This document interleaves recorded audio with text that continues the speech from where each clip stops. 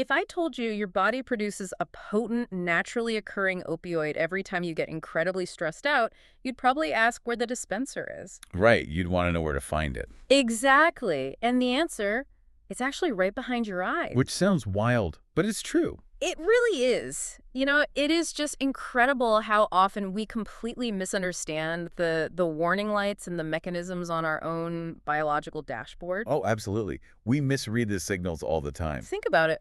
When you eat something terrible, your body forcefully rejects it, you get sick. Yeah, food poisoning, it's awful. Right, and as unpleasant as that is, we all understand that it's a highly effective, necessary biological function. I mean, your body is saving your life by expelling a toxin. Yeah, doing exactly what it's supposed to do. Yeah. We don't view getting food poisoning as a psychological collapse.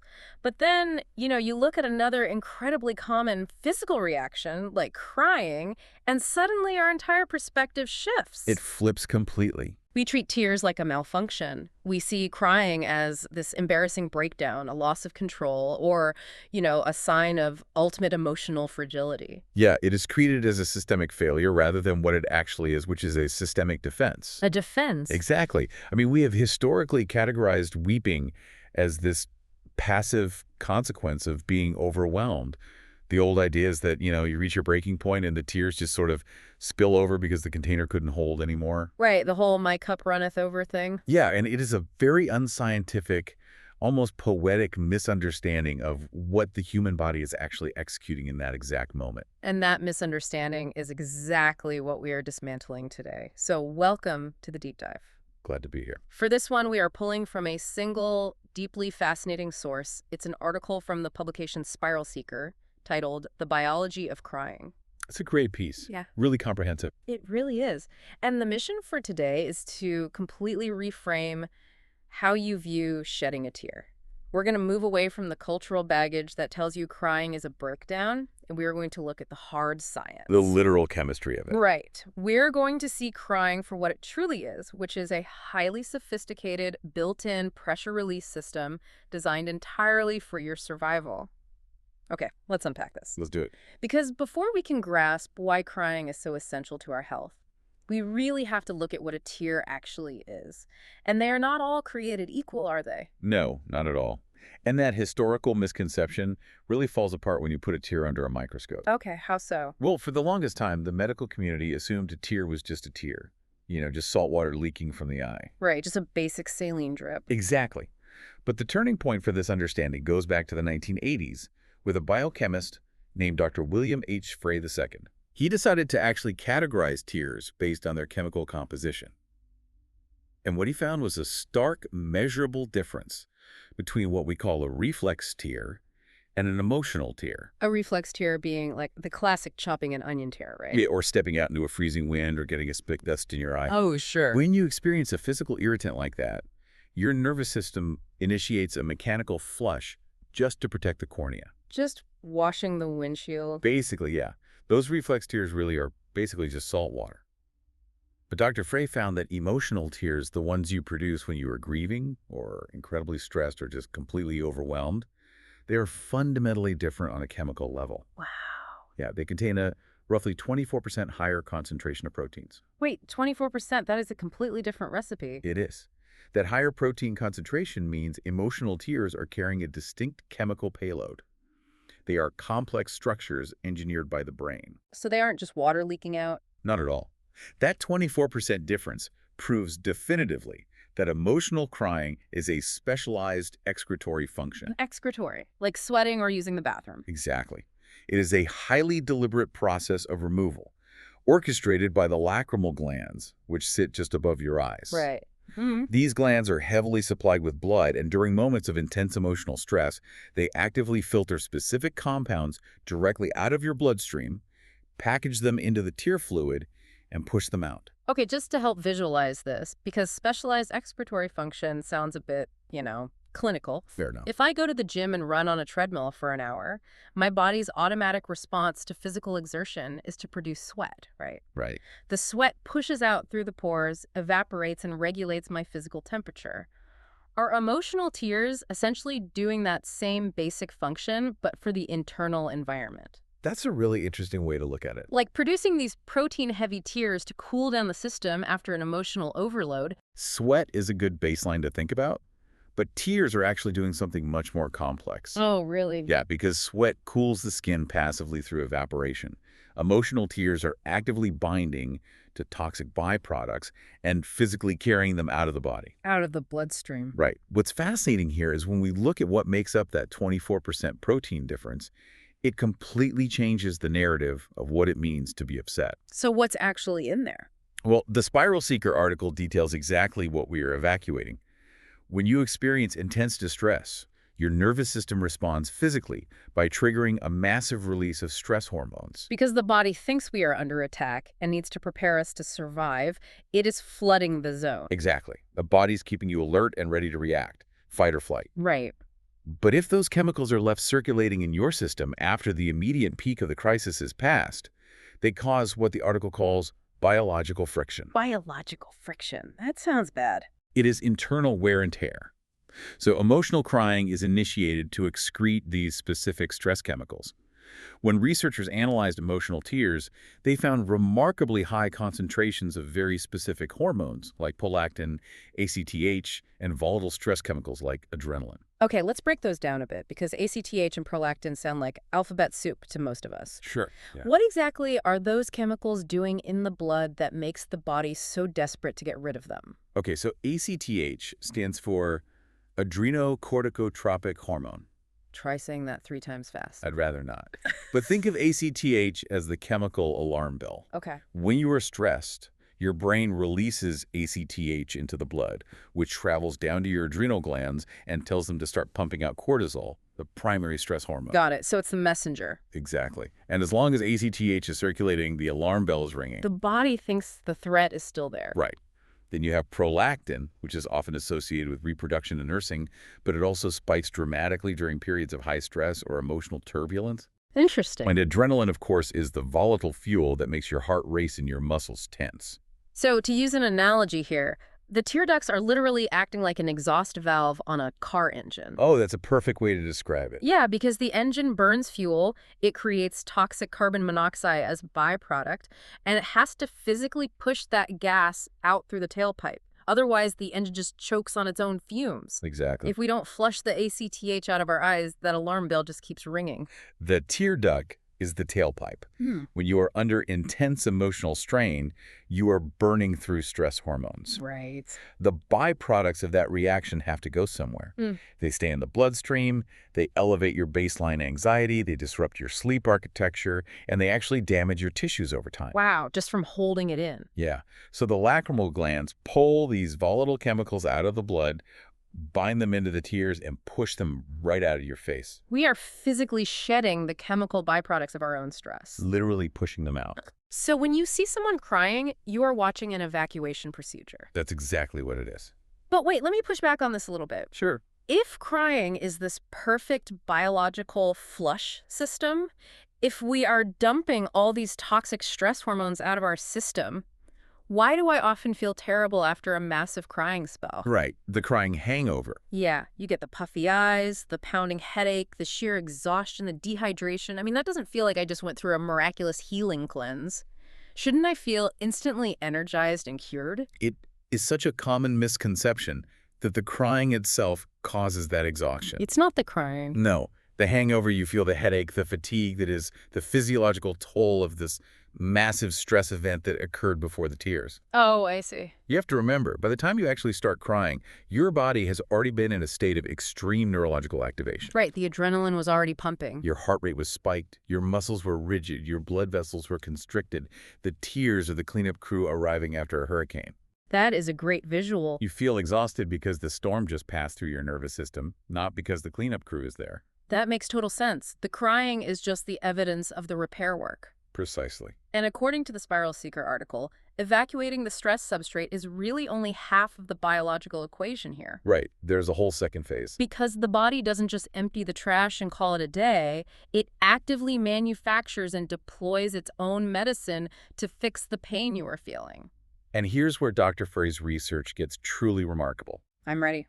Hidden within the complex protein structure of those emotional tears is a chemical called leucine and enkephalin. Leucine and enkephalin. And what exactly does that do? Leucine and enkephalin is a naturally occurring opioid peptide. Wait, an opioid? Yes, it is a natural painkiller, manufactured entirely by your own biology. That is wild. When this chemical is released, it binds directly to the body's opioid receptors. Its specific function is to dull both sudden acute distress and lingering systemic pain. Here's where it gets really interesting. So the feeling of, I really just need a good cry right now, that isn't some abstract psychological craving. No, it's very physical. That is your physical body actively recognizing that its emotional processing threshold is overwhelmed and it is demanding access to its own automated, prescription-free pharmacy. The urge to cry is literally the urge to self-medicate. Wow. The brain registers that the cognitive load is too high and the stress chemicals are too damaging, so it initiates the flush and simultaneously administers the opioids. But here is the critical mechanical detail, and this is what confused me at first.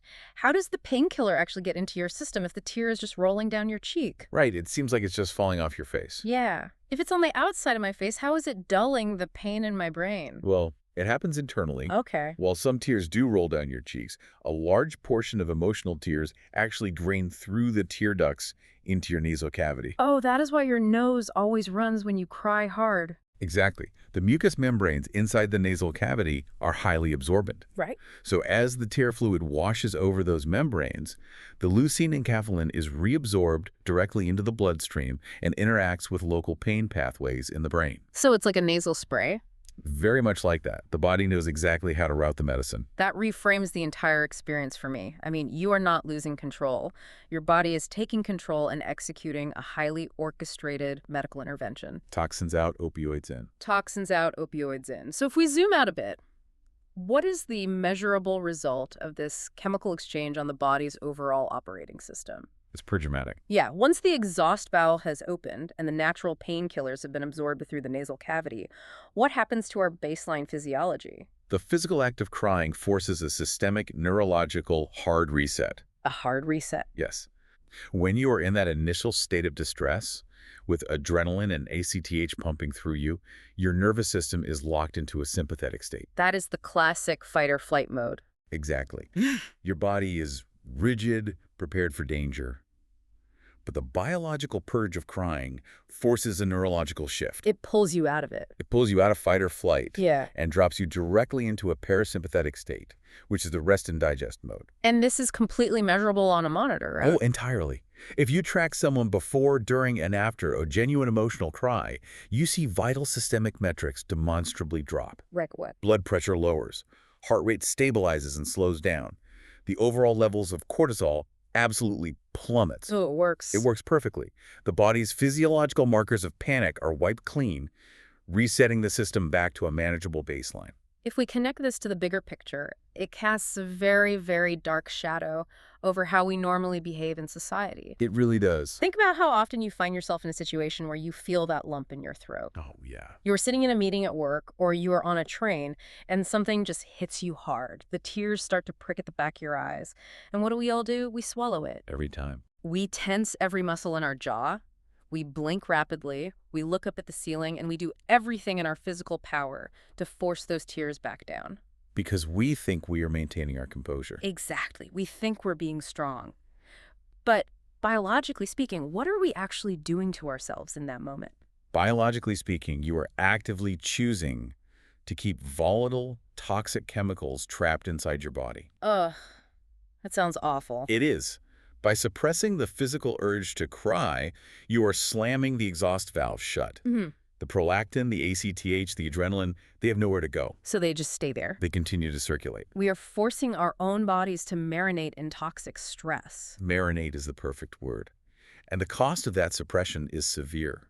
Chronic suppression keeps the nervous system hovering in a low-grade fight-or-flight state. Because the alarm bell is still ringing. Exactly. Your body never gets the signal to switch into the parasympathetic rest and digest mode. Over time, this constant chemical friction compromises the immune system.